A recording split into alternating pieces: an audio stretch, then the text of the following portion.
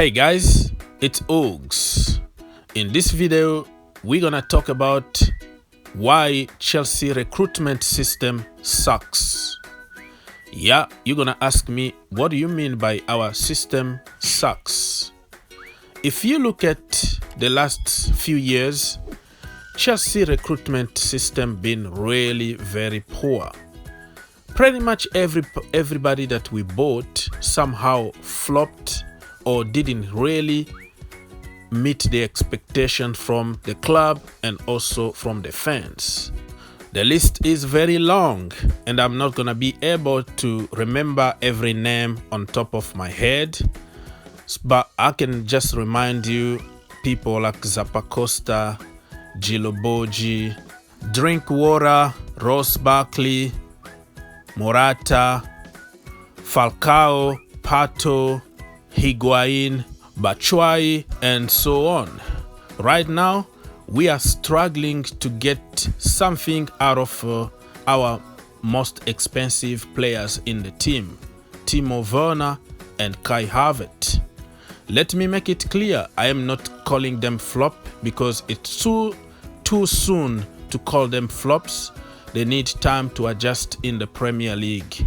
And that is exactly the problem in this video.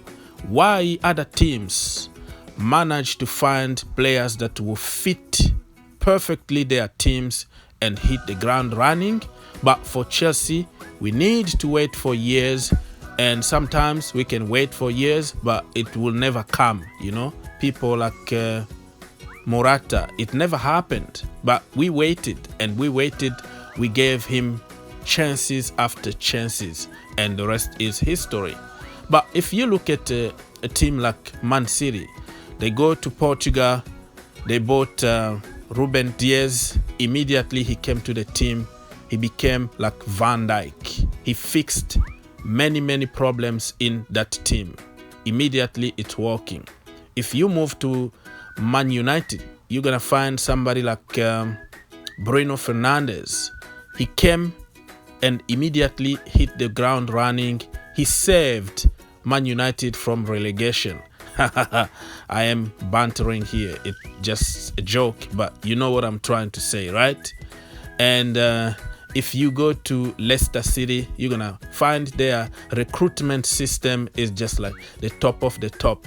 You know, they always find the hidden gems like Fofana, Soyuncu, and the list is on. They can sell Ben Chilwell and get another left back that will be better than Ben Chilwell.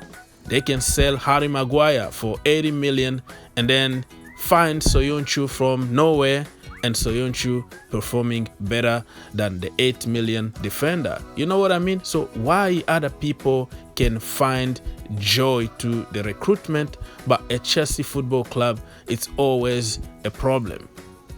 Let me give you even more example. If you go to Leeds United, you're gonna find somebody like Rafinha. You know, they bought him 20 million from Rennes in France. Look how good he's been in the Premier League, and clubs like Real Madrid, Barcelona are just dreaming to sign him because he's that good. And if you go to Wolves, you're gonna find Pedro Neto, you know, one of the best this season in the Premier League. The list is on, man. The list is going on. You can go to Susek at West Ham from nowhere and look how many goals he scored in the Premier League this season, getting better and better every single season. And you come to my club, Chelsea Football Club, we have big names, the best of the best apparently, but on the field, big flops. We even have the world's most expensive goalkeeper sitting on the bench because he won't even get a game in the Sunday League. Haha, exaggerating here, but you know what I'm trying to say, right? The last example, and the most shocking one in my opinion, is Diogo Jota from Wolves to Liverpool. Liverpool wanted Timo Werner, but the release clause was too much money for Liverpool, 56 million. They didn't want to pay that money, and they went for Diogo Jota, and they saved themselves about 20 million, and they got a better player. In this current form, this first season, if you compare Diogo Jota to Timo Werner, there is no even comparison.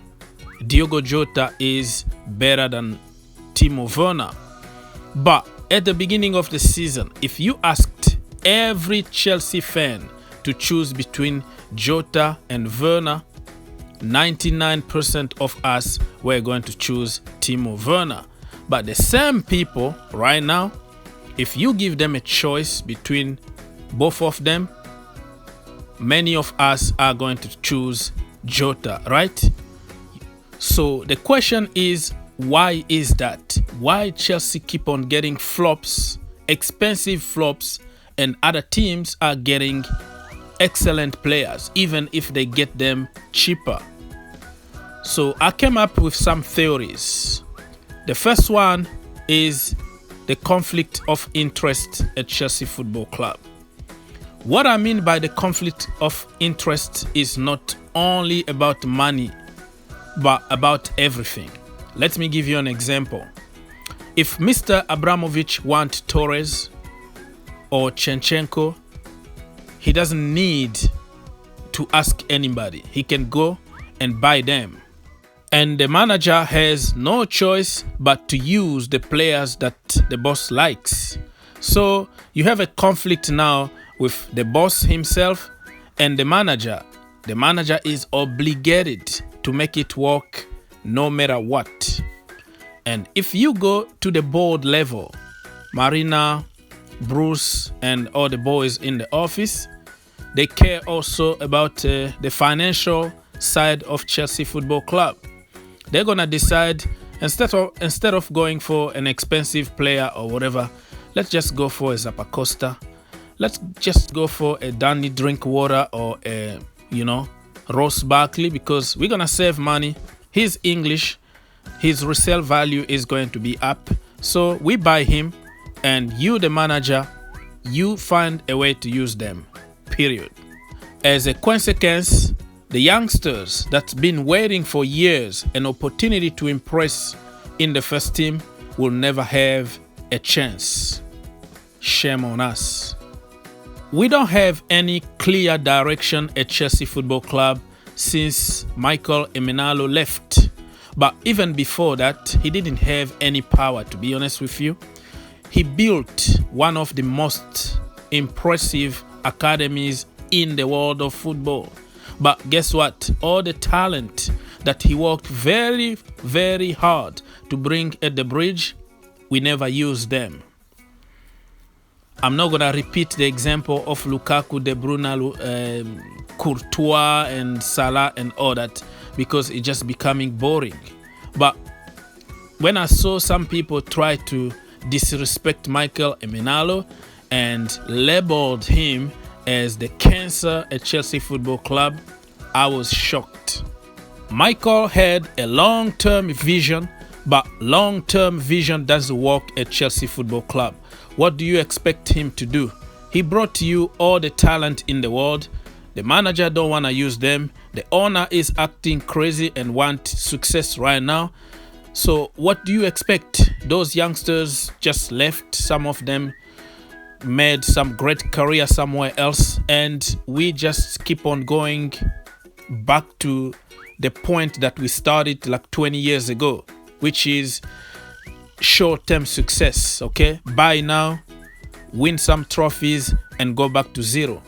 So as you can tell, it's shambolic. The owner wants his own players, the board want their own players, the manager at that particular time want his own players, and the consequence is you end up by signing a lot of dead wood.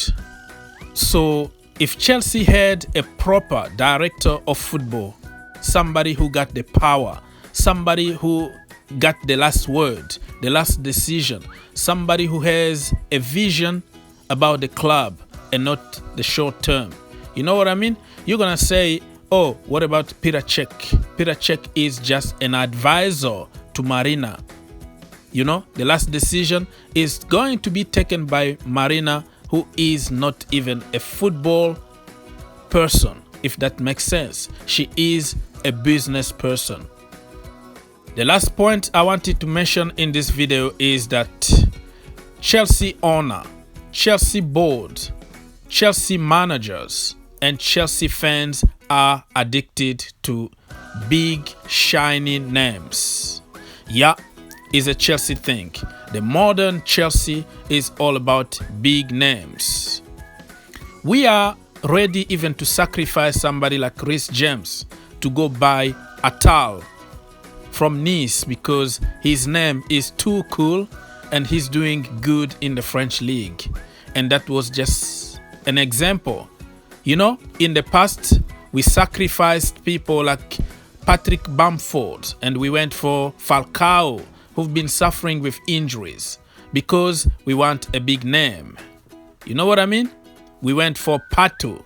The list goes on.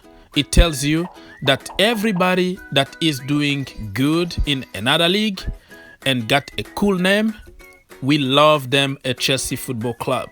But sometimes big names just means big flops. So we have to be very careful. All we need at Chelsea Football Club now is to create a blueprint, an identity. We need our way, the Chelsea way, and we go from there. You can't be changing from defensive football to offensive football to such and such and keep twisting and changing all the time. You need the same identity from the academy to the first team. You need a powerful director of football who will have the last word. He will decide who is coming and who is going.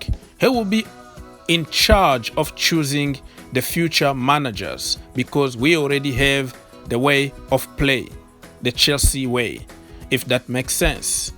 And we have to avoid sacking managers all the time because for me, a manager deserves at least 3 seasons to implement his ideas. We need to give more chances to our academy product, and we need also to keep an open mind when it comes to low profile players. Remember, N'Golo Kante and Ryan Mahrez came from French 2nd division. You don't always need big names. Sometimes you can make your own big names. I hope you learned something in this video. I know it's very difficult sometimes to understand my analysis because I give a lot of details. I completely understand the generation we are living in. Black or white, short sentences, go straight to the point.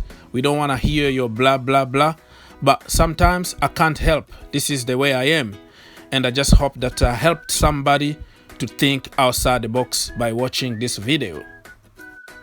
Now it's your turn to let me know what you think about our transfer policy. Do you like it? Are you okay with winning trophies right now and not taking care of the future? Are you a short-term kind of person or a long-term kind of a person? Are you gonna blame the manager for not getting the best out of players, or you blame the recruitment system for not choosing the right player to begin with? So let's have a conversation. God bless you. Think outside the box and see you in the next one.